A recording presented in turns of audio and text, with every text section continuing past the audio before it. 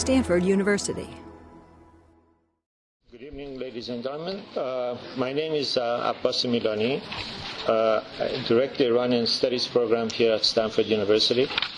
Let me first of all welcome you to what will be the one before the last event of this quarter. We have one more event planned for next March 16th.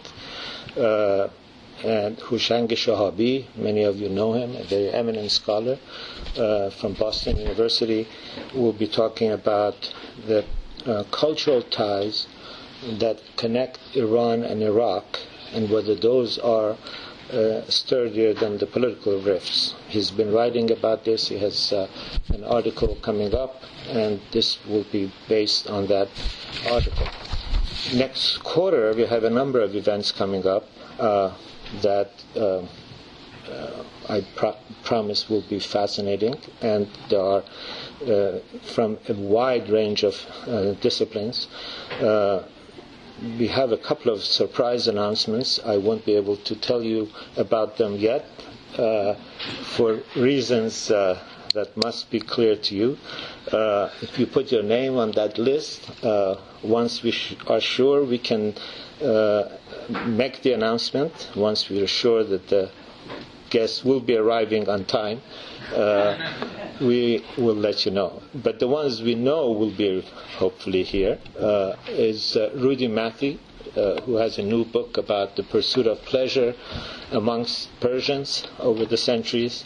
He will be talking. Abbas Tawfiq, one of the editors of the famous Tawfiq satire magazine, will be talking. It will be one of the, I think, few times he has talked about the history of that paper. Easily the most important paper of satire in the post-constitutional period of Iran. We have a scholar from France visiting, Agnes Devectar. She's written a book on the Iran-Iraq war and how it is presented in films. We have a special event coming on April 10th. It will be at the Kabuli Auditorium. It is an evening with Mohsen Namju. It is an attempt by our program to prolong Mohsen Namju's stay here. He's been a visiting fellow for 6 months. We're trying to prolong this to at least another year, and this evening will be part of that effort. Tickets for it will go on sale from tomorrow because it is Kabuli, and those of you who know Mr. Namju will know that his tickets tend to go out quickly. Last time they were sold out so quickly, in fact, that we had to organize a second program. We might have to do this for this one. It would be very wonderful if we do. So you can buy those tickets from tomorrow. It is on April 10th at 7 o'clock in the Kabuli Auditorium. And as for tonight, it is far, I think, from hyperbole or the Persian Taruf to say that Roger Cohen needs absolutely no introduction, and that he is back at Stanford by popular demand. He was here, and many people wrote to me saying that they missed the event. They really wish they had not, and we begged, borrowed, and stole, and he agreed to come back. When he was last here, his brilliant columns in the New York Times and the International Herald Tribune were playing an important role in quieting those who had beat the drum beats of war against the Iranian regime to push back its nuclear program. The anti-war program then, as now, is peopled by those who sometimes overtly and other times covertly are apologists for the regime. They use the rightful argument about the insanity of an attack on Iran, not to defend the Iranian people, but to keep the clerical despotism in power. But then, as now, those against the war also include people like Roger Cohen, who stood not with the despots, but with the Iranian Democrats, with the people who argued against the war not to preserve the regime, but because they knew that such an attack is indeed an answer to the regime's beleaguered prayers.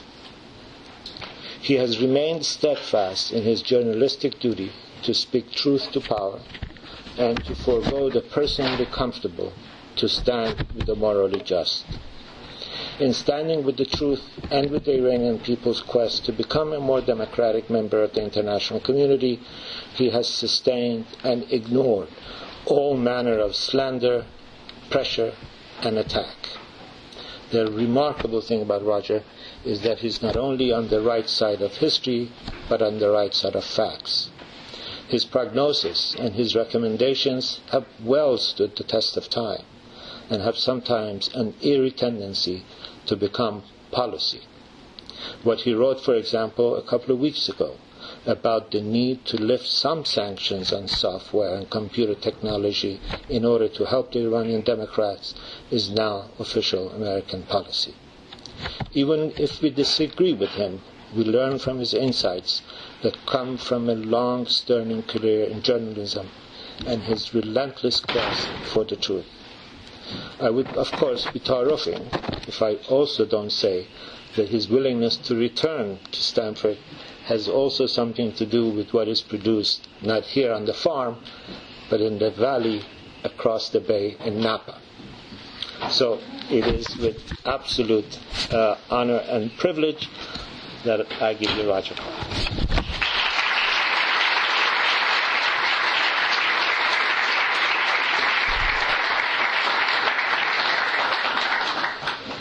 Thank you very much, Abbas. That was excessively generous.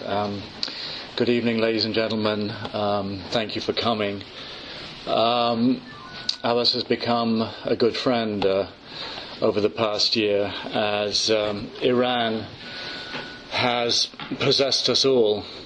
I was looking back, actually, at my remarks here last year before the storm broke.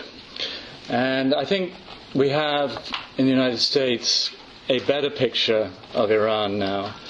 Neda Aga Sultan has, in some degree, supplanted in the American psyche the bearded mullah with a finger twitching on some putative nuclear button that inhabited that American psyche for so long. In fact, Abbas was telling me as we drove over here that he'd been stopped for inching across a stop sign on the Stanford campus with earphones from his phone in his ear. And when he was asked what he did, he said he was the director of Iranian studies here. And the woman said to him, well, in that case, I'm not going to give you a ticket out of sympathy for your country. Now, I don't think... I hope you don't mind me repeating that. I don't think that would have happened a year ago. Iran, in its complexity, has come to life. This is a good thing, but the riddle remains, as does the Iranian-American impasse. And of course, we've had the unconscionable violence, the rape, the repression, this terrible violence that we've seen inflicted on the country. Iran is a labyrinth from which we are all trying to find the exit, and sometimes the way out of that labyrinth seems right at hand. It's right there, and it slips away again. I was actually gazing at these formulas and wondering if maybe one of them was the key to Iran's future, and that was why it had been put there behind me. But I'll leave that to your imaginations. Well, I confess that I got ambushed. Iran was not really in my plans. And we journalists are supposed to be hardened people who are kind of serial voyeurs. We move on from one story to the next, from one thing to the next. But every now and again, we get undone. And a story seizes hold of us, and we're unable to let it go. And that's about where I am with Persia. So please find some indulgence for my affliction. This obsession is at once intellectual and emotional. Iran does crush people with its tragedy. As I've written, it's the original Heartbreak Hotel. And I'm delighted that former Prime Minister Mahdi Bazargan's daughter is here tonight, because I was told in Tehran of his pain at the end of his life, unable to bear the very weight of his country's travails, and of a phrase he had uttered at that time. All of you know, this is Bazargan, that I am a man of democracy, consultation, toleration of other viewpoints, thus avoiding radicalism and haste, looking for prudence and gradualism. Now, perhaps every revolution turns on its sons and daughters, as it turned on Bazargan, and the disappointments have been particularly cruel in Iran. I don't think the notion of an Islamic republic is an oxymoron. Perhaps some of you do. I don't. But it has been an exacting and contradictory label. The authority of a supreme leader imagined as the Prophet's representative, Ayatollah Khomeini's central revolutionary idea, has proved hard to square, impossible to square, with the voice of the people. And Iran's centennial quest for representative government, evident ever since the constitutional revolution of 1906, the first democratic uprising in Asia, endures. And unlike Afghanistan, Iran is, in my view, a nation ready, through its education levels, through its civic engagement, through this centennial quest. It's a nation ready, unlike Afghanistan, for example, for the demands of pluralism and democratic governance. So there's a lot of frustration in Iran among a young population, 65% of them under 35. And it's that frustration that's found expression since the tragic electoral putsch of June 12, in the explosion of the still unbowed Green movement, a people power quest for representative government that is absolutely without parallel in the Middle East today. And an acceptable balance between two irrepressible features of Iran, its deep Shia faith, often finding conservative expression, and the urge for modernism, for pluralism, has not been achieved. You can call these currents Eastern and Western, but in the end, they're Persian, and as such, sui generis. Well, when I visited Iran in early 2009, which was my second visit, I'd been there in the 70s, but that was just driving across Iran as a hippie on my way to Afghanistan. And I won't go into that visit. I tried to give voice to the various facets of this ancient land. The fact is, any monolithic view of Iran is wrong, and I think it's still wrong, including Washington's most recent formulation of a, quote, military dictatorship. Although there's been a lurching, I still don't think Iran is there.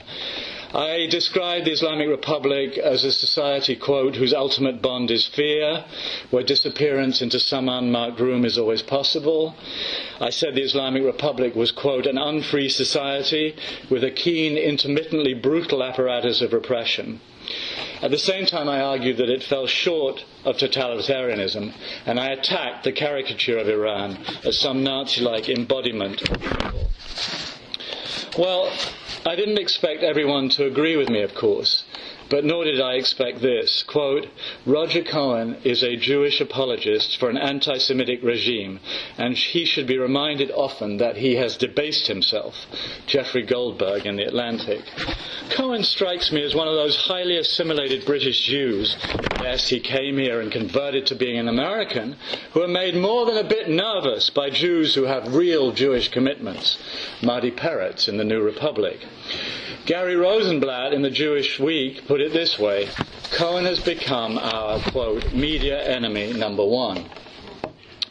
So thank you, Abbas, for inviting me back. I thank you for having open minds. Debate's important. There was too little of it in the run-up to the Iraq War. And when it comes to Iran and Israel, debate is often the first victim of zealotry. Many people have a lot invested in the view of Iran articulated this year by Prime Minister Benjamin Netanyahu of Israel, a messianic, apocalyptical cult. I don't agree, despite the terrible brutality, the show trials, the arrests, the human rights abuses, the rape and repression in the aftermath of June 12.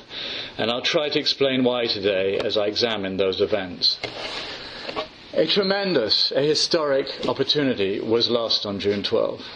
I arrived there 2 days before, and the atmosphere in Tehran was absolutely electric.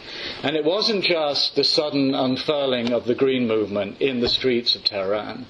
It was the entire functioning of democracy in Iran. You had Ahmadinejad supporters out there, you had Mousavi supporters, you had Karoubi supporters, and everyone was respecting each other.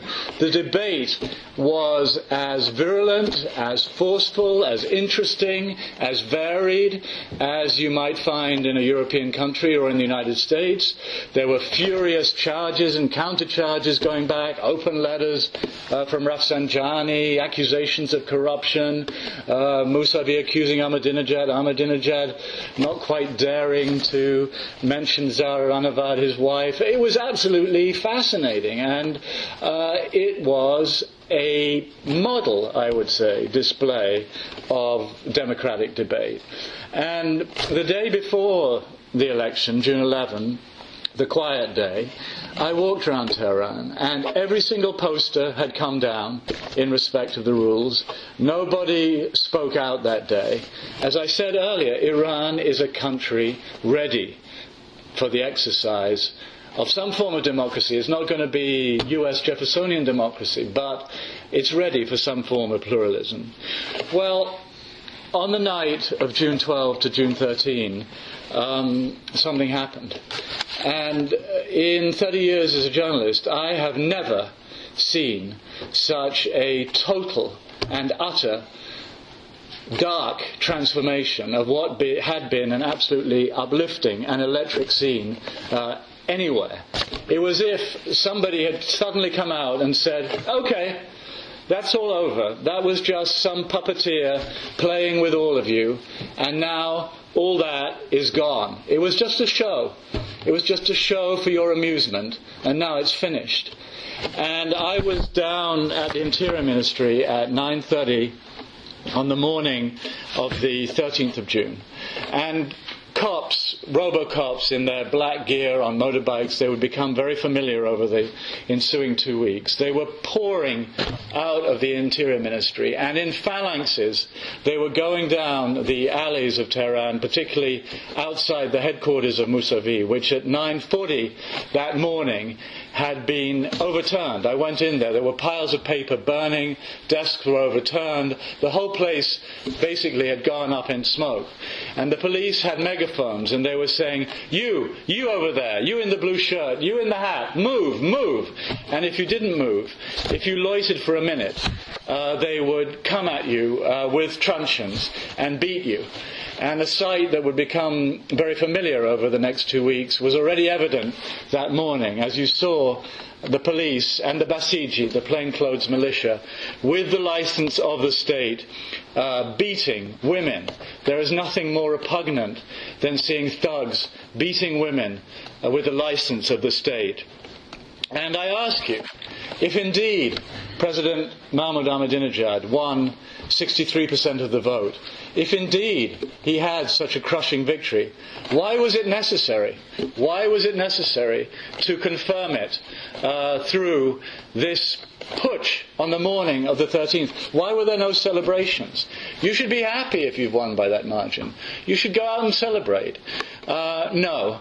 The Interior Ministry was shut down. I ran into a man who'd worked there for 30 years who said he couldn't get in. He said the numbers had been plucked out of thin air. You all know how the Ahmadinejad numbers just went straight up like that across regions of vast social and ethnic disparity.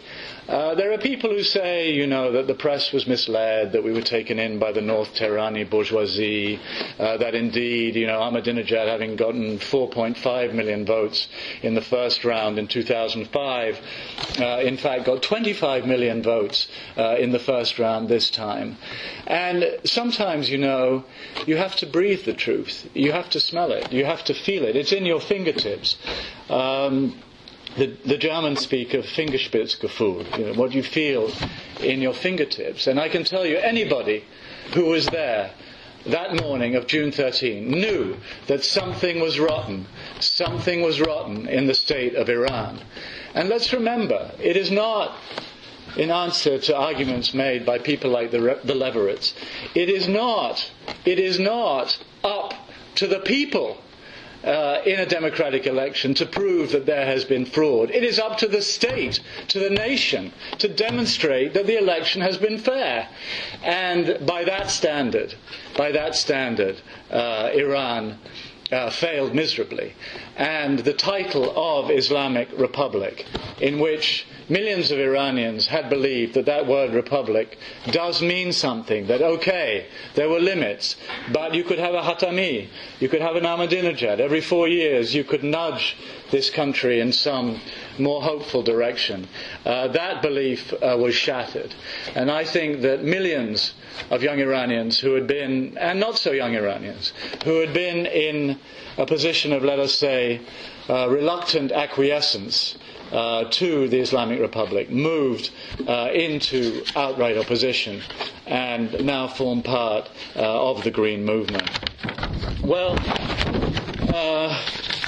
let me talk a little bit about those 2 weeks I spent there, because by the end of it I was virtually alone in Iran.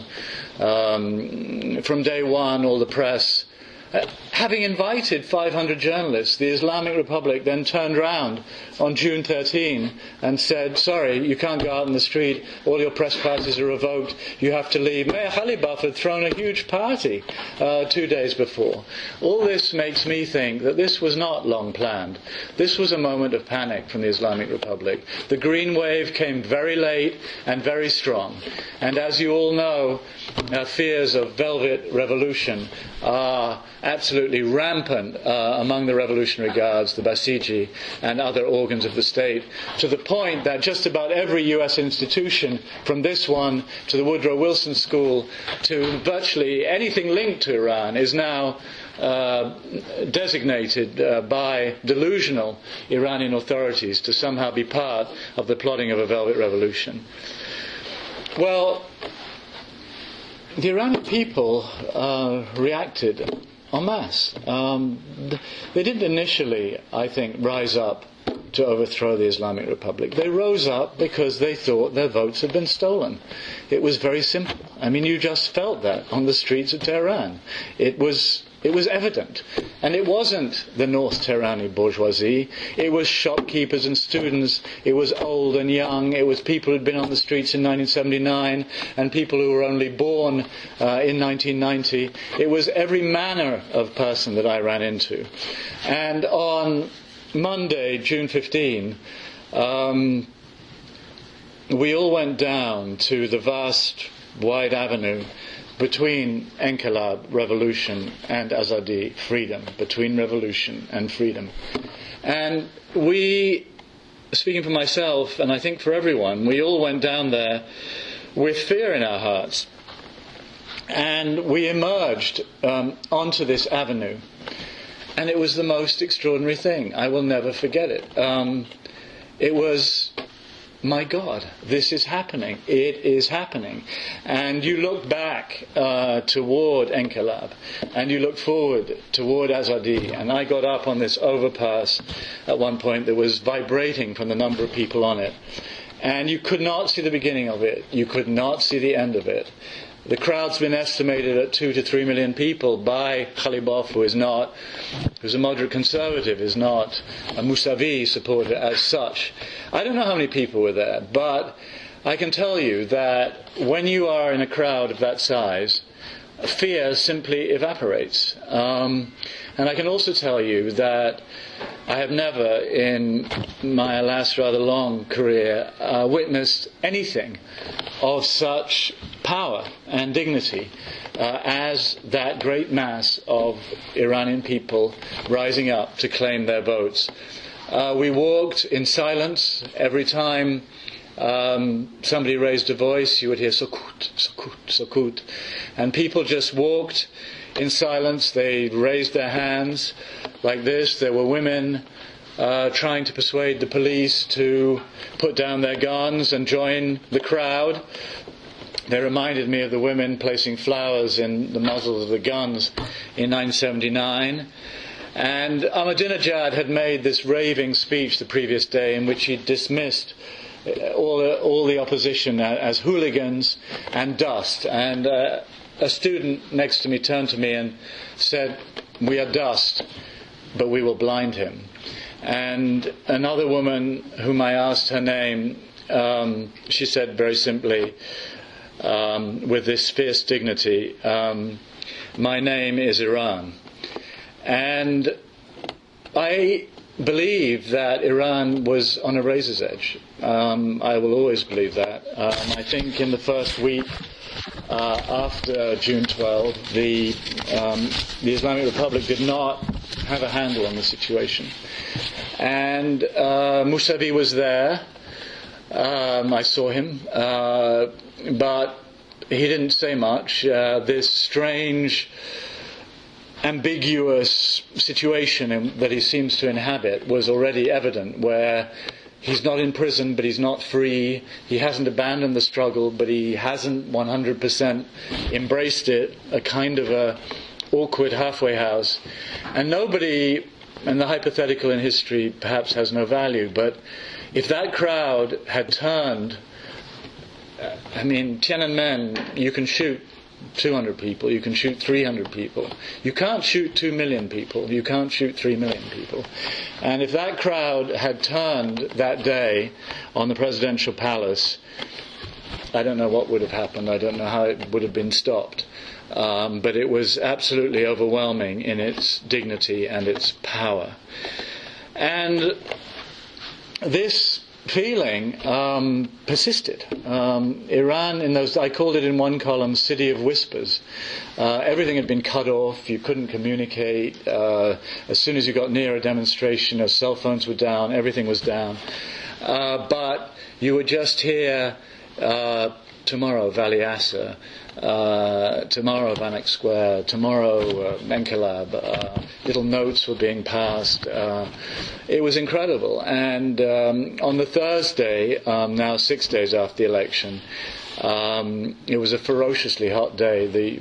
I remember the soles of my feet were burning through my shoes as we stood there, and we were in front of the telecommunications ministry, which was of course busy cutting off our cell phones. And there was a banner saying, "We are Iranians, do not lie to us." I really feel, you can say many things about Iranians, but you really insult their intelligence at your peril. And that's what happened on June 12. The intelligence, and since, the intelligence of Iranians has been insulted. And a little kid came up to me and said, "Ahmadi bye-bye," which was something you kept hearing. And at that demonstration, Mousavi passed with his wife in the back of a pickup. I don't know where you are. 3-4 yards from me. And the crowd went crazy. Mir Hussein, and the frenzy. And I wondered, what will he say? What will he do? And he waved, kind of like the Pope, and went on his way. And the Green movement really needed then and needs today leadership. And Iran has been disappointed, of course, with Khatami, and it's hard for me to repress some disappointment in the leadership this movement has been getting, and maybe we can talk some more about that afterward. So then Friday, a week after, Khamenei's sermon, and I thought, what's he going to do? I thought he'll probably try and reach out, to the divided Iranian people and try and bring them together. Instead of which, there was this absolutely ferocious speech. How British agents were behind everything, and British agents of all things. Actually, I met the British ambassador there in February, and he said it was interesting serving in Iran because it was the only place he knew of left in the world where people still believed that Britain had some influence. But, a shudder really went through the city. He basically said, if anyone's on the streets tomorrow, there will be blood. And yet, that night, from the rooftops, the cries went up, Marba Khamenei, Marba Dictador. These, as you know, many of you, these are just unthinkable cries, even a month before the election. It's a measure of how far Iran has shifted. It's a measure of to what degree the Velayat-e-Faqih, which after all is the keystone of the arch of the Islamic Republic, has been loosened by the way Khamenei behaved through these days, the way he put himself in the trenches with Ahmadinejad, the outrageous way he taunted the Iranian people by saying this had been an exemplary show of democracy, and how dare these people go out in the streets and undermine it. That is one of the ways, I think, in which Iran has been lastingly changed. That office has been weakened, and I find it hard to imagine today how a succession would take place. Well, defying him, people came out the next day, and it was violent. It was very violent. I was gassed very badly. Rifles were pointed at me. We were running through clouds of gas. Throughout Tehran, doors were just being thrown open. We would rush into a hallway, and I didn't know this, but cigarette smoke alleviates the effect of tear gas, and people were blowing cigarette smoke into your face to try and dispel this. I saw kids with terrible scars across their legs where they'd been beaten with these batons that give off an electric charge. You saw the crowds eddying back and forth, smoke, great pools of smoke all over the place, and the rage was just palpable. The Basiji were doing their worst, as were the Revolutionary Guards. That morning I received a note from somebody who managed to get an email through to me, and she said, I will participate in the demonstration. Maybe it will turn violent. Maybe I'll be one of the people who's going to be killed. I'm listening to all my favourite music. I even want to dance to a few songs. I always wanted to go to the salon and have very narrow eyebrows. Maybe I will go to the salon. I write these random sentences for the next generation, so they know we were not just emotional and under peer pressure, so they know we did everything we could for a better future for them. Well, I stayed about another 5 days after that. I went to Neda's funeral. It was scary. Pretty much everyone had left. I grew a beard. Somebody did ask me directions in Farsi on my last day there. So one night at about 11 p.m. I was staying in a little apart hotel, which, in the big hotels would have been much easier. They could have found me if they wanted, no problem. But there was a knock on my door at 11 o'clock at night, and I hadn't slept because I was doing TV shows, Larry King and Charlie Rose, and just the emotion of everything going on. I was just running on adrenaline, and there was this knock at my door at 11 o'clock at night, and I thought, well, okay, I guess this is it. And I'd made the calculation that even if my press pass had been revoked, so long as my visa was valid, the worst they would do would be to take me to Ayatollah Khomeini Airport and throw me on a plane. I don't know if that was the right calculation or not. Anyway, so heart thumping, I went and I opened the door, and there was a little nice Iranian guy with a smile holding 2 shirts and saying, "Sorry sir, forgot laundry."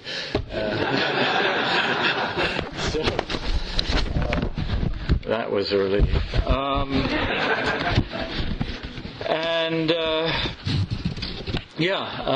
Well, as you know, the tide gradually ebbed, but the shifts in Iran, I think, are profound.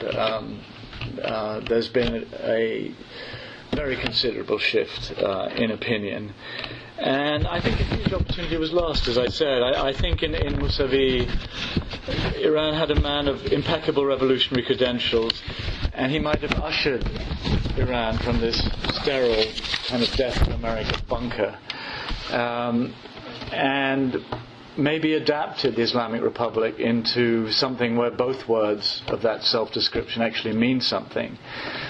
Instead, what do we have? 31 years from the revolution, Iran is fissured, split, and it's still mouthing the slogans of an anti-status quo power, when I think it might best realize its ambitions by building bridges within and playing a constructive role without in the wider Middle East, and forging a more balanced and equitable region. It's hard to look at Iran today for me and not feel the agonizing tug of possibility that's at once very close and somehow impossibly distant. If no longer on a razor's edge, Iran is unstable, and it's more unpredictable than before June 12. The divisions are not only in society, where the young and the regime are just going in different directions, it's also within the authorities themselves. People like Larijani, Halibaf, Rafsanjani is always hard to read, but there are a lot of people who... Ahmadinejad is the most divisive figure. I don't know if Abbas would agree, but I think he's the most divisive leader in the history of the revolution. And it's possible to see a compromise. It would probably involve sacrificing him. But you can see, Iranians, in my view, do not want massive bloodshed. They don't want upheaval. They don't want another revolution. They look west, and what do they see? They see Iraq. They look east, and what do they see? They see Afghanistan. They see blood and mayhem all around. They had it themselves in 1979. They've had the violence of the last 9 months. They don't want that. I don't think the young generation wants that. But they do want compromise. They do want to be heard. And you could envisage a compromise. And this is part of the labyrinth that we're talking about here. How can we find some way out? But for now, Khamenei is there, and the revolutionary guards behind him with their growing power. And this age-long quest for some balance in Iran between the mystical and the rational, faith and enlightenment, manifest destiny and muddling democracy, it goes on. If you think, in 1936, the Shah's father banned the veil, in a furious Ataturk-like push for westernization. In 1979, the clerical revolutionaries of the Islamic Republic, having toppled the Shah, reimposed the hijab on all women. And now in 2009, we have a reformist movement trying to chart a middle course, a non-theocratic, but not necessarily secular path. And it's been bloodied before our eyes. It really does hurt to love Iran, doesn't it? And one of the people who loved Iran was Neda, Aga Sultan. I think she's an emblematic figure in a country where more than half the 4 million college students are women. She wasn't especially political, but she wanted an Iran more in touch with the world, not shamed by the crazed outbursts of its president and the sight of European ambassadors walking out when Iran's president speaks. No revolutionary, Neda sought change without upheaval. No insurgent, she sought in peace to have her vote counted. No firebrand, having begun her life with rationing and seen things gradually improve. She wanted more freedom at the margins, the ability to travel, dress as she pleased, Twitter like other 20-somethings in our online world, and have a say in the government of the country. Didn't happen. Let's talk a little bit about the history.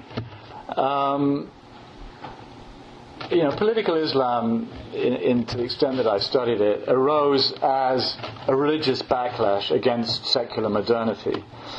And Elizabeth Shackman Hurd has written very well about this and pointed out that it confronted what the Iranian writer Jalal al-Hamad called Westoxification, the imposition of Western values and economic logic. Behind the movement, I think, lay an unease, even rage, of dislocated Muslim societies whose identity had bowed to American lackeys, in quotes, like the Shah in Iran. Decades have passed, but I still feel the West's initial dismay has hardly abated. It's reacted to Islam's political and ideological appeal with a large measure of incomprehension, imagining some secular victory one day over perceived forces of darkness. But I'm not sure that's going to happen. The fact is the opposition in Iran has multiple agendas, and even the core issue of whether its goal is overthrow or reform is unresolved. But in general, it seems to me, it's not secular, much as some in the West and Israel would wish it to be. Indeed, Mir Hossein Mousavi, the opposition leader, and the millions of young protesters behind him provide an important glimpse, perhaps, of a third path between political Islam and secularism, one that might give real meaning to the phrase Islamic Republic. After all, the cry that's been going up every night is Allahu Akbar. The revolution set out to achieve such a balance, but was usurped, and the temporal absolutism of the Shah gave way to theocratic absolutism. But its ideals, the ideals are not dead. And Mousavi has denounced both those like Ahmadinejad who view Islamic governance as some tyranny of the rightful, and those who view Islam as, quote, an obstacle for the realization of republicanism. Similar ideas have gained a foothold in Turkey in recent years, and it's in such hybrid notions that maybe some possible path out of the global secular religious Western Islamic divide lurk. I think, that Iran's society is a very far remove from zealotry. In many ways, Iran has been secularized, and that's what makes it interesting. While you've got these crazies out in Afghanistan, imagining some caliphate, while you have the Muslim Brotherhood in Egypt, imagining some Islamic society, that's not the case in Iran. I mean, Iran's been through all that, been there, done that.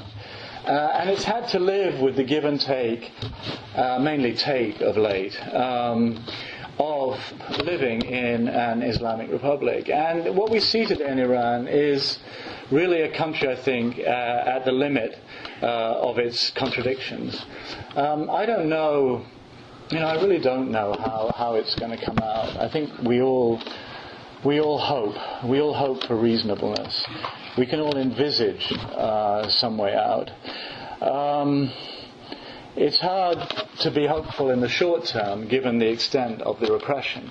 But it's also impossible, I think, to imagine this just going on and on and on for another decade. I'm very worried that somebody might do something stupid. And in my view, any kind of attack on Iran would just amount to sheer stupidity. Look, President Obama's outreach, it's not been perfectly calibrated. You could argue perhaps he could have done more. Certainly I think he should have spoken out more forcefully early on about the repression of the protesters, peaceful protesters protesting for their votes to be counted, for democracy. He should have done that. But it was easy for Ahmadinejad and the Islamic Republic when there was the Bush White House. The radicalism of the White House was met with the radicalism of Iran, and Ahmadinejad was able to go around the world saying he was the anti-Bush. Well, that's gone. And I think part of this effervescence in Iran, part of what we've seen, has come from that outreach. And I definitely do not see supporting the Green Movement and still trying to get past this 30-year American-Iranian psychosis. I don't see those as antithetical. Some people do. They say, you've got to support the Green Movement, the outreach has failed, you've just got to somehow funnel money to the Green Movement, make clear your support, and forget about any contact with these guys. It's tempting. But then I think you just go back to confrontation, and it'll be so easy for the rulers in Iran to say, you see, the United States, just like in 1953 with Mossadegh and ever since, you see what the United States is doing, it just wants to sabotage Iran.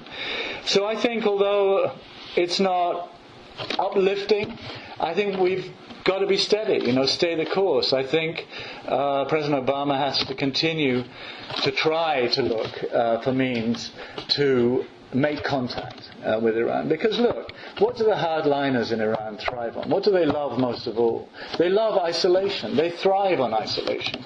And I personally would argue that this nuclear deal that would have gotten the low-enriched uranium out of the country, it looked hopeful for a moment on October 1. It seemed like there was a deal, and then it fell victim to the rival factions in Iran, to the opacity, and the deal fell apart. But it's still being talked about. Maybe you can't get all the LAU out at once. Maybe the destination is still to be determined. But if the IAEA has control over that low-enriched uranium, you remove the immediate possibility of it being used for further enrichment. And so you create time for diplomacy. And I think that's so important. Look, what would happen if there were an attack on Iran? As Israel has seemed to want at different moments. Well, I think you only have to look back to 1980. What cemented the revolution in Iran? It was Saddam Hussein attacking Iran. And at that point, all the different factions in the revolutionary movement, be they religious, of the left, liberal, they're united. Iranians are patriotic people. I mean, you're all patriots, right? And they will, I believe, unite again. What will be left of President Obama's outreach to the Muslim world? Nothing. Who would distinguish in the event of an Israeli attack between Israel and the United States? Maybe 3 people in the Islamic world. United States attempts to make progress in Iraq and Afghanistan would be undermined. American security as a whole would be undermined. Hezbollah and Hamas would do their worst. The gulf between the Islamic world and the West would be widened. The United States would find itself, in effect, at war from the western border of Iraq across a 2,500-mile front stretching all the way into western Pakistan. And there would be President Obama trying to say, well, actually, we don't have anything against Muslims. We just happen to be in a war situation in Iraq, Iran, Afghanistan, and Pakistan. Well, who's going to believe that? So I think it's terribly important to go on, because there are a lot of people who want this war. There are people in this country who want it. There are people in Israel who want it.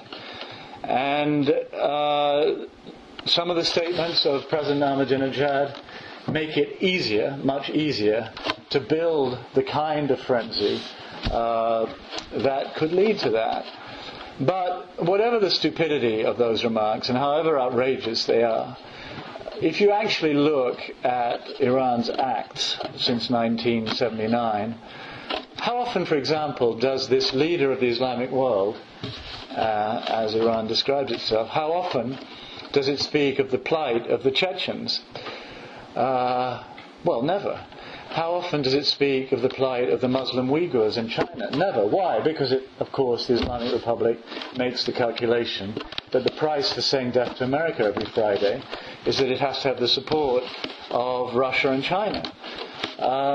So there are countless illustrations, I think, of the way in which the mullahs can actually be quite prudent. And in the end, what is Khamenei? What is his title? This is what I go back to. He's the guardian of the revolution. He's in the preservation business. The alpha and omega of his task is keeping this Islamic Republic together. And it remains unclear, 40 years into this program, nuclear program. And remember, Pakistan went from zero to a bomb in a decade, 10 years. Iran has been messing around with this program for 40 years. Does Iran want nuclear ambiguity, which it has? The genie's out the bottle. It's not going to unlearn the technology it has. And I think we'd better get used to that. But does it want nuclear ambiguity? Or does it want a bomb? Because if it builds a bomb, it knows that it is taking a very serious risk.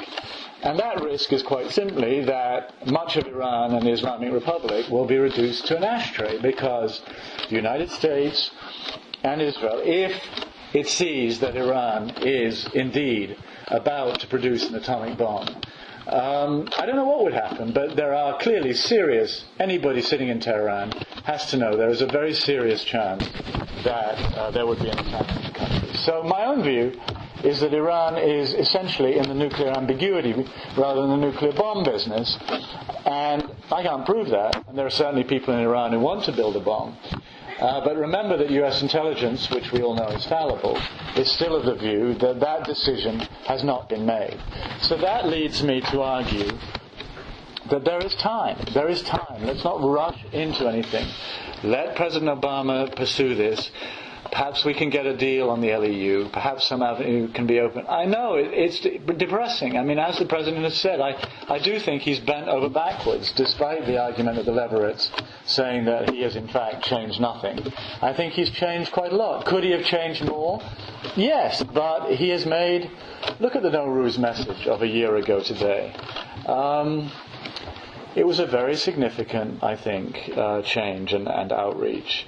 And I continue to believe, as I think Khalibov believes, Larijani, Rafsanjani, many people in Qom believe, that Iran has boxed itself into a bunker. We are seeing the very worst of it today. We are seeing the crazies, the paranoid. Most of the friends I have in Tehran are in jail. 60 journalists are in jail. It is unconscionable what is going on. People with the most paranoid convictions are doing their worst. I was talking recently to Maziar Bahari, who, as you know, the Newsweek reporter who was in prison for 60 days. He told me, they interrogated me, and of course at one point they said, okay, well tell us, these New York Times guys, they're all Zionists, right? And Maziar said, well, I don't know about that. I mean, for example, this guy Cohen, people in Israel, they really, they don't think, they're not satisfied at all with what he's been writing. They're not happy with it at all. And he said, the guy just burst out laughing and said, ha, you expect me to believe that? And it just shows you, the mindset of these people. So there are those people, but there are others who know. I mean, Iran could be Turkey on steroids. I mean, imagine a country like this with the energy resources it has, with the potential tourism it has, with the education levels it has, with the sophistication it has. Look at what it's managing to do with sanctions. Imagine what it could do without them. And there are people who realize that 31 years on, it's time. It's time to move on. It's time to stop these silly chants every Friday that have all the resonance of Muzak in an elevator. It's time to, bring this country into the world. That doesn't necessarily mean, can perfectly well not mean the end of the Islamic Republic. Look, in 1972, China and the United States, what did they agree on in the China communique? They agreed on absolutely nothing. But they did agree that it was better to have contact than not to have contact, and that their differences, which ranged across, it's quite interesting reading the Shanghai communique. They state that they disagree about everything, but nevertheless they are going to talk to each other. And look at what that piece of paper has produced in the last 38 years. It has not produced democracy in China, but it has produced a Chinese society that has increased with difficulty and huge setbacks. But the China of today is a much better society for most Chinese than the China of then. And certainly for the world, that breakthrough was absolutely enormous.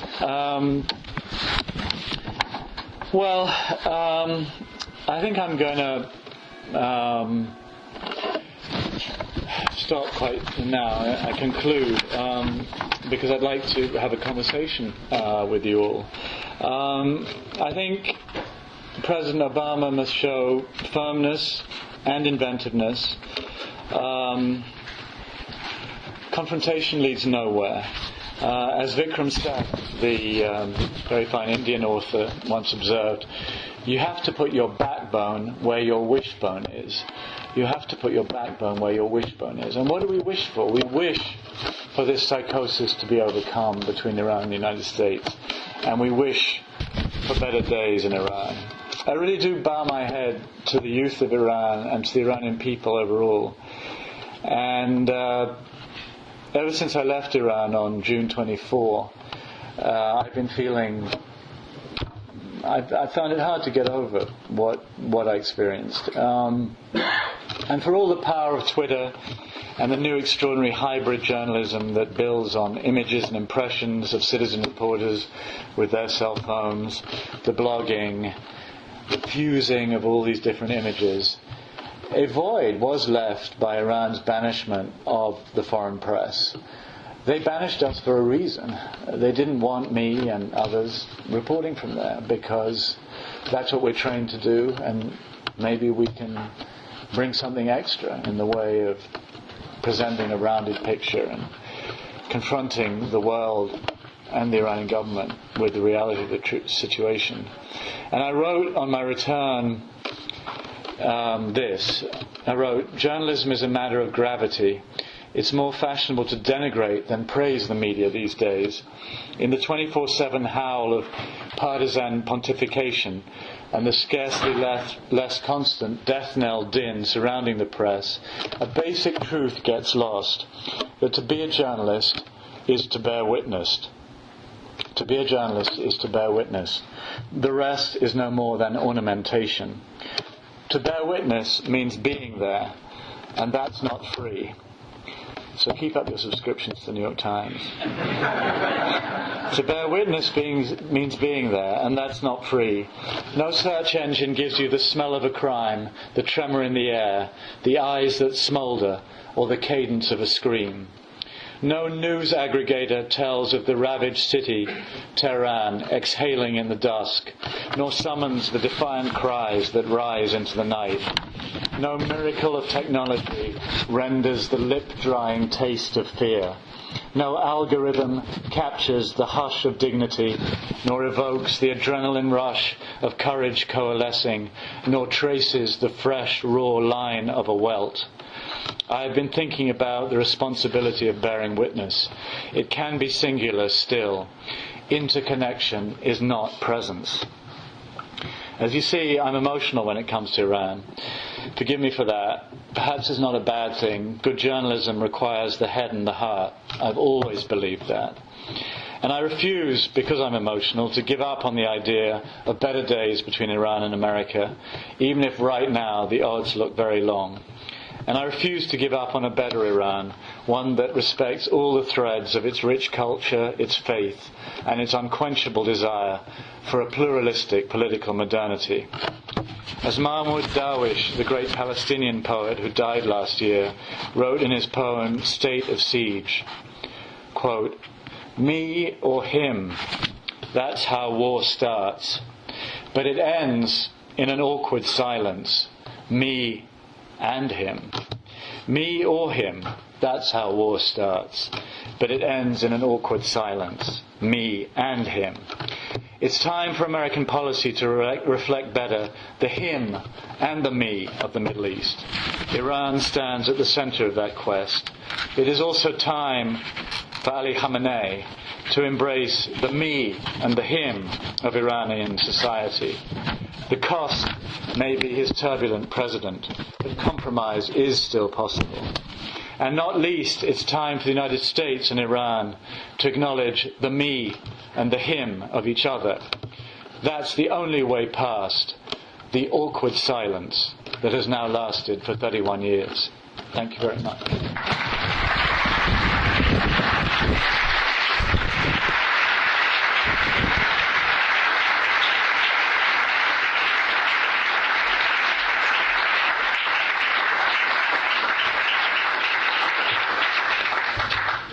And I'd be happy to take your questions.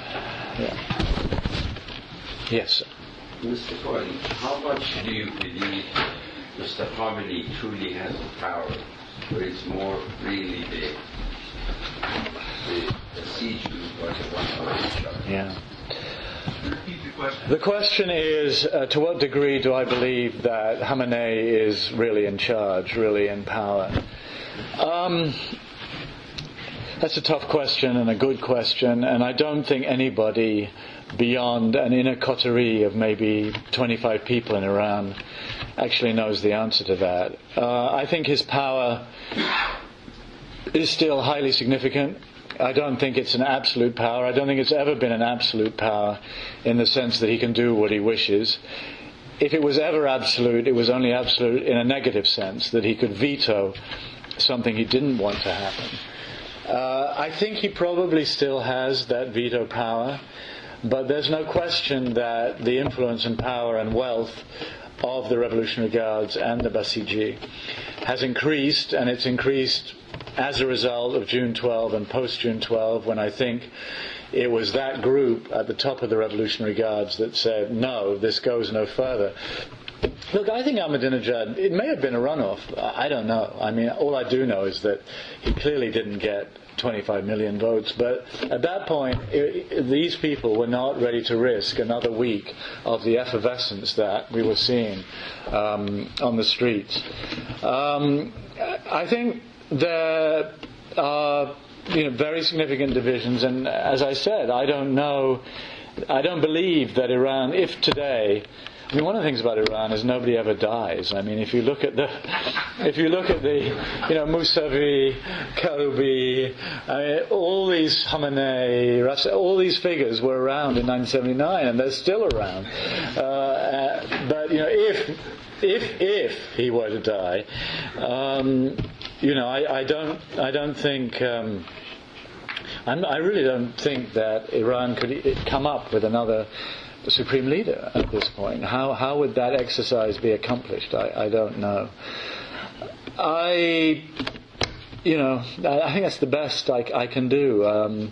He still has very significant power, but his power is certainly not absolute, and it's been eroded by the loss of the spiritual authority and the aura. He has no aura anymore. He has no aura to Iranians, and he's therefore a lesser and weakened figure. Yes, sir.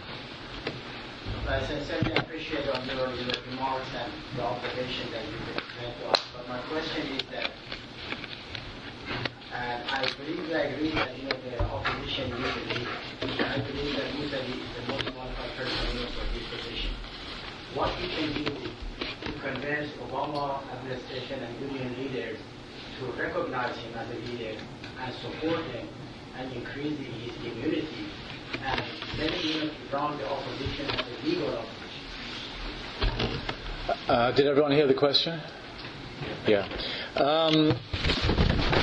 I think what the United States can do is quite limited. I think the president has been stronger in saying of late that the right of Iranians to protest is sacrosanct and must be respected, and has shown clear sympathy for the Green Movement. But in terms of solidifying Mousavi as a leader and reinforcing his position, I think what the United States can do is fairly limited, because if it is openly seen to be funding, buttressing this particular man or the movement, we all know what the reaction will be from Iran. It will be to say, you see, this is America once again, meddling in our affairs. And I think Mousavi has to find it in himself to lead. Why has he not? He has not stood or fallen with that crowd of 3 million people. He's not done that. I mean, clearly, if he had been imprisoned, if he was in Evin, that would have had a galvanizing effect. He's chosen to play this very nuanced game. And I'm not belittling it by saying game, but he has taken a very nuanced approach, which has been effective in some ways. The Green Movement is very much alive, I think. I don't agree with people like the Leverets who argue that this movement has simply well, basically never really existed, and if it did exist, it is disappearing. It's there, and there's lots of anecdotal evidence that it's not just in Tehran. It's become harder for the Revolutionary Guards to show their faces in provincial towns. There's a sullen dissatisfaction and anger about what's gone on. Now, how that gets channeled into political organization, into effectiveness, I think that has to be found by Iranians. There's a huge change. I mean, look at the Iranian diaspora, which was pretty passive. I think the Iranian diaspora, I mean, Abbas will know more about this than I do, but I feel that the Iranian diaspora is very involved today in what's going on in the country. And that, in itself, is a very big change. I just wanted to make a couple of comments. First of all, I think Obama appointing John Lindbergh has been a really good thing. Right. Because he really understands Iran, and he has a pretty... Speak louder, yeah. He has he's written a book called How to Negotiate with Iran. I don't know if you've read it. I have it, I haven't. Yeah. But he brings me a lot of hope. And then the other thing is, I think the best way to support the opposition movement is for us to do a better job of educating mainstream America about Iran. I'm trying. It's, yes, sir. Thank you so much for your hopeful message. The question I have is, if you were consulting an enlightened government on how to be constructive outwardly, what would be your recommendation? An enlightened government in Iran. About how to be, yes. Yes, if you were consulting an enlightened government, right, what would you tell them how to be constructive? Well, if the government in Tehran were enlightened, how would I suggest that it be constructive? Well, I mean, if you had an enlightened government, you wouldn't have hundreds of people, of course, being thrown into jail. You wouldn't have this paranoia about Velvet Revolution. You wouldn't see in any suggestion of change a threat to the Islamic Republic, and you wouldn't regard the outreach of President Obama with such suspicion. I mean, I would simply say, it's time for Iran to join the world. It's time for Iran to have open trade with the world. It's time for Iran to be part of a new map of the Middle East in which it can play a very constructive role in Iraq, in which it can play a constructive role in Afghanistan, in which it can play a constructive role, I think, in bringing a more balanced American approach to the region. I mean, I think everything is skewed by the fact that there's this non-relationship between the United States and Iran. If there were a normal relationship, you could imagine that the U.S. relationship with Gulf states would be somewhat different, and the U.S. relationship with Israel might be a little different, and you could see Iran playing a very constructive role in resolving the mother of all conflicts, which is the Israeli-Palestinian conflict. Iran has very significant leverage, of course, over the Palestinian movement, parts of the Palestinian movement. And an enlightened government, I think, would use that leverage constructively to try and bring us to a deal. I think an enlightened government would realize that all that kind of nest of spies, the American devil, the great Satan, time moves on. I mean, the Cold War's over.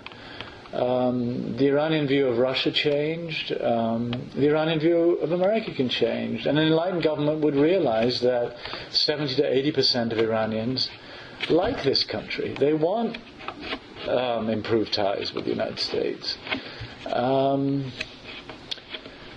So I guess those would be my main suggestions. I feel we're just stuck in this blind alley, which makes no sense anymore, and it's very hard to just find the way out. Sometimes I feel it's close.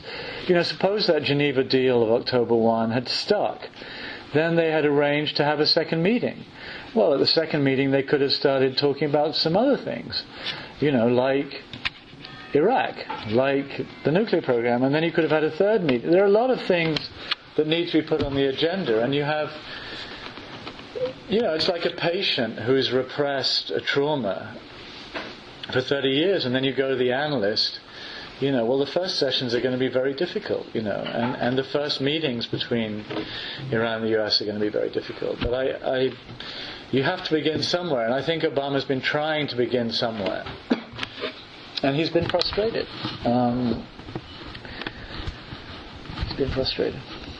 Yes. My question is, if you wanted to categorize the minds of people who actually make the policies in Iran into some kind of psychosis or psychiatric, would you call it paranoia? Would you call it bipolar disorder? Borderline? I think in the case of the president, there's certainly an element of bipolar disorder. Very strange veerings, back and forth. Periods of quiet followed by periods of outbursts. And there's a lot of paranoia. I think there are different factions. I mean, there are clearly people who I think have a more or less realistic view of the 21st century and what goes on in the 21st century and what relations between states can be. Those people exist in Tehran. There are people who really believe that the world is run by some giant Zionist Jewish conspiracy, and that their role is to prevent it. There are those who believe that the Mahdi, the hidden Imam, is going to show up, in that chair tomorrow, and I guess then at least Khamenei would step down. But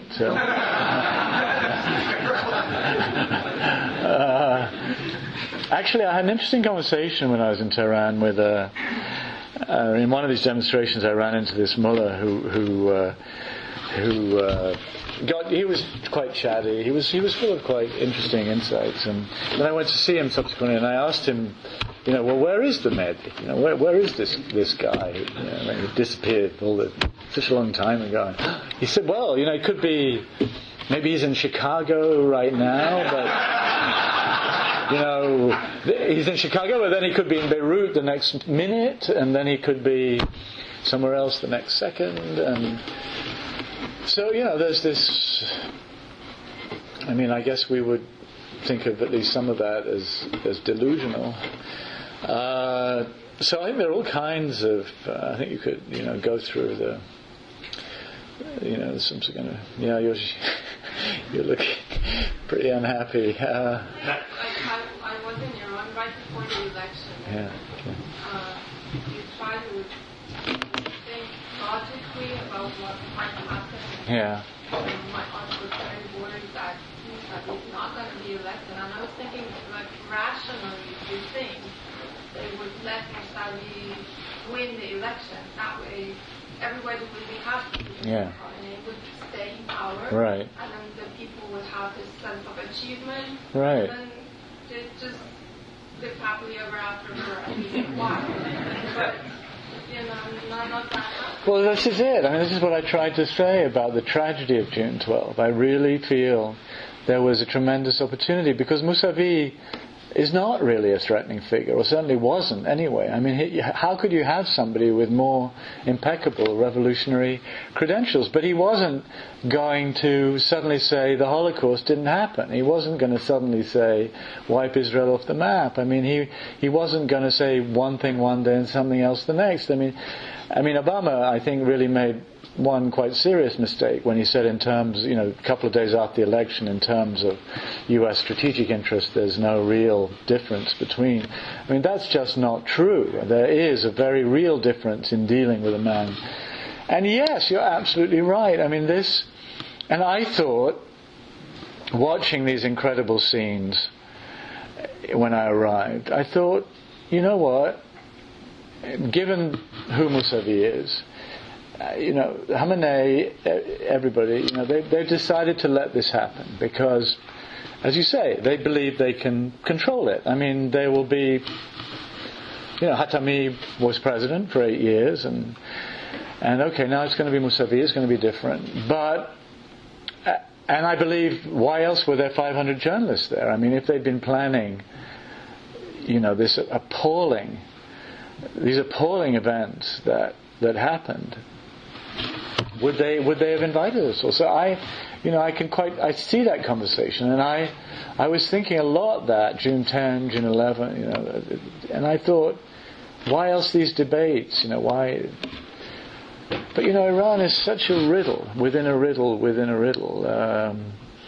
There are so many.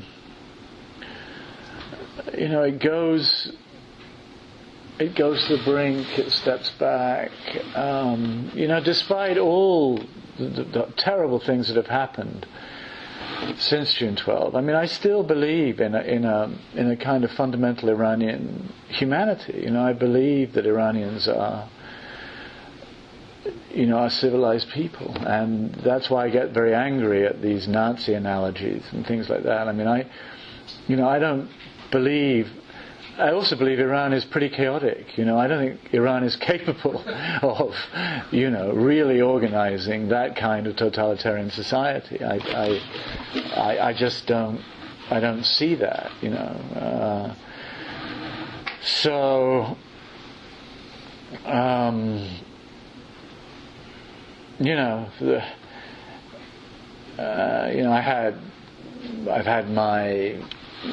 I've had things taken away from me in Iran, and then I get them, back. Like they steal things, the Revolutionary Guards, and the notes or whatever, and then they return them. There's always this conscience. So I think because they know that Khomeini. This was supposed to be about freedom, right, Abbas? I mean, wasn't that what the revolution was? Isn't that what he said at the time, And it was supposed to also be about democracy and against tyranny. So I feel there's always this twinge, that... I mean, right now there's not much of a twinge, but it'll come back. You'll see, I think. I don't know. I'd love to go back there. I'd love to... and I think I'm going to write a book about it all, so I'm going to agonize over this for a while longer. Yes. Yeah. I wanted to ask you to comment about the relationship Iran has with India. I feel that has not been touched upon in your presentation, and that India is possibly a partner that could be useful. Yeah, I don't know a lot. I don't know a lot about the Iranian relationship with India. It seems to me, yes, that India could play a helpful role. One of the issues with the emergent powers like India and China, I think, is you don't quite know yet what they stand for, what they're ready to do on the world stage in terms of stepping up. I mean, I think the Iranian relationship with Turkey is also potentially interesting in terms of, countries that could be go-betweens in some way in getting out of this box that we're in. And I think India could help. I mean, I think India, clearly has continued to trade pretty actively with Iran, doesn't see Iran as a threat. But doesn't want Iran to go nuclear. I mean, in terms of doesn't mind Iran going to nuclear energy, obviously, but not nuclear bomb. And so it could play a role. But the way the United States and Israel drive the agenda is pretty powerful, and France to some degree now, Europe. And I wish I thought sanctions could do anything. I just don't. I think it's being driven by a kind of we've got to do something feeling, and Congress, there's pressure, and so probably there will be something, but it'll make absolutely no difference to anything. Yeah, you've had your hand up for a while. Yes, a couple of questions actually. One about leadership of the movement. Yeah. You mentioned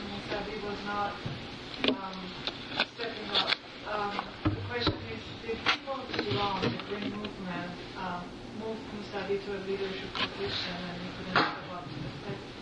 Or that he was really a leader. I wasn't there, but it seems like through all this information, it seems like people were making Mousavi a leader and he wasn't up for it. The other question I have is about United States leadership at this point and how far they can stand up to the pressures of Israel and war against Iran. They can comment on those. Finally, I want to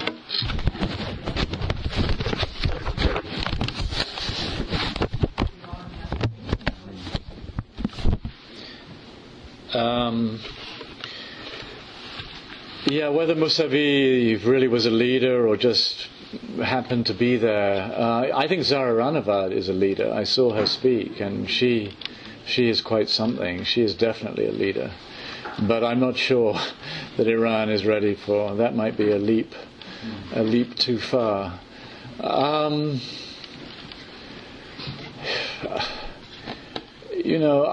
don't see yet Mousavi. I think in some ways Iran is like Poland now in the 1980s, in that there is this massive alienation, and you feel the country is ripe for change. But when or if it will actually happen is very hard to tell. But I don't see Mousavi as a Lech Wałęsa or, let alone a Mandela or, he hasn't.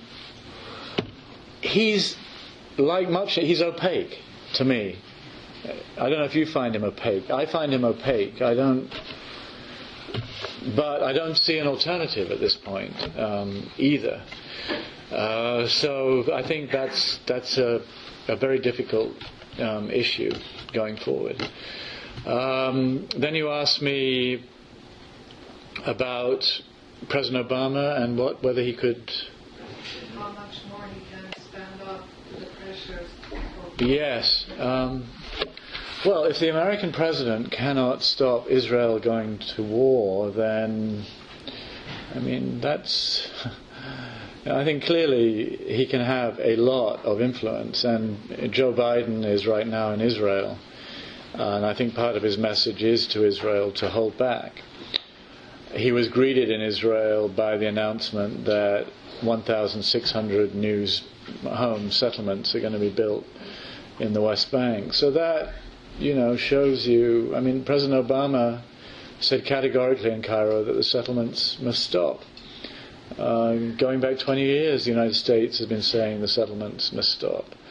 They don't stop, and there's space for a Palestinian state, retreats the whole time, and this obviously just radicalizes things in the Middle East and doesn't help Iran and the United States get closer. I'm very clear that the Obama administration does not want war with Iran.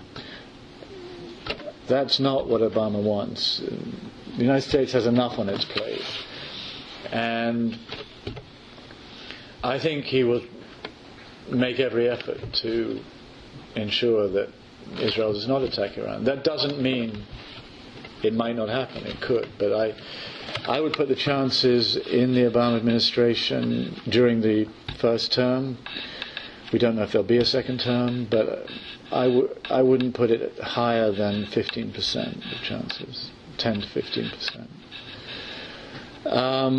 And lastly, you asked me? I'm sorry, my mind's a bit tired. What? The diaspora do for... Oh, the diaspora. Well, let me turn the question around. What do you think you can do?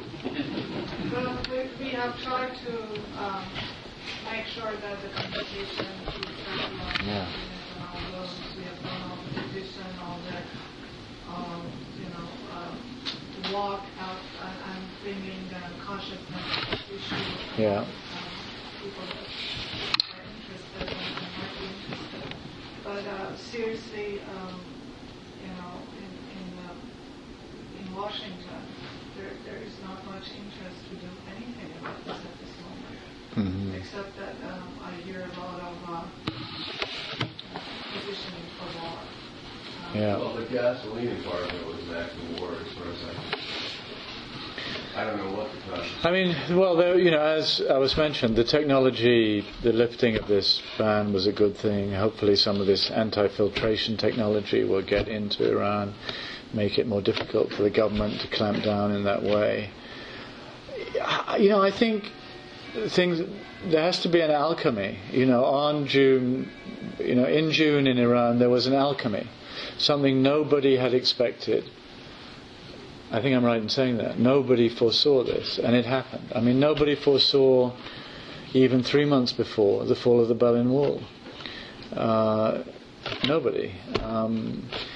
And how that alchemy occurs is very hard to say. I think it is, as you said, it's very important to keep communication open, to keep channels open. And I don't rule out some event in Iran. I just don't know what that event will be, what form it would take. I think the situation is volatile. I don't think it has, for all the appearances of, relative. Obviously the 31st anniversary went off without a big demonstration, but I really feel that it is still quite volatile. Mr. Cohen, in extension of Nazi's question, how do you inspire students in Iran, especially those 65%, 60% under 35? It's really the message, how do we help those students to be more hopeful? I actually would, rather than sanctions, I would actually favor greater openness. I would favor throwing open visas for Iranians, trading. If you trade more openly, you give more competition to the Revolutionary Guards. Let Boeing. Why shouldn't Boeing sell? Why do we have to have these Iranian planes falling out the sky? There've been 3 have gone down, or 4 since June 12. So, my view is that openness helps, and isolation comforts the most paranoid and violent elements in Iran. So that's the direction I would go in. But the forces against that are very strong, and right now it's difficult for the president to make gestures toward Iran because of what's going on. And he will be eaten alive. He'll be eaten alive in Congress if he makes gestures toward a country where these things are happening. So we're back in that labyrinth. Yes, sir. And then you. I have a question about the Israel specifically. You mentioned about the counterintuitive sort of thing that an attack to Iran is answer to prayer of Ahmadinejad and the suppressing regime. How much the Ahmadinejad in power is an answer to prayer of the more militaristic part of the Israeli government, the Netanyahu government, and whether that their policy plays any role in and I don't mean conspiracy theory perspective. I mean it in sort of. Well, it certainly makes it very easy to portray Iran in the worst possible light and portray Iran as an imminent existential threat, although we all know that Israel is by far the most powerful nation in the Middle East, and it has a large number of nuclear warheads. It has second strike capacity. I think Israel is secure enough to conduct itself with firmness but restraint in trying to resolve this without a disaster. I mean, Israel has never been at war with Persia or the Persians. It's been at war with the Arabs. It is at war with Arabs. Does it really want to add that to the mix? But I do think, that having Ahmadinejad there just makes it that much easier to portray Iran, of course, in the worst light, and that's just bad for anybody who wants progress to be made. The revolution. If you go back 20, 30 years, you'll see a bigger shift toward like what's in Chile, Argentina, and Australia.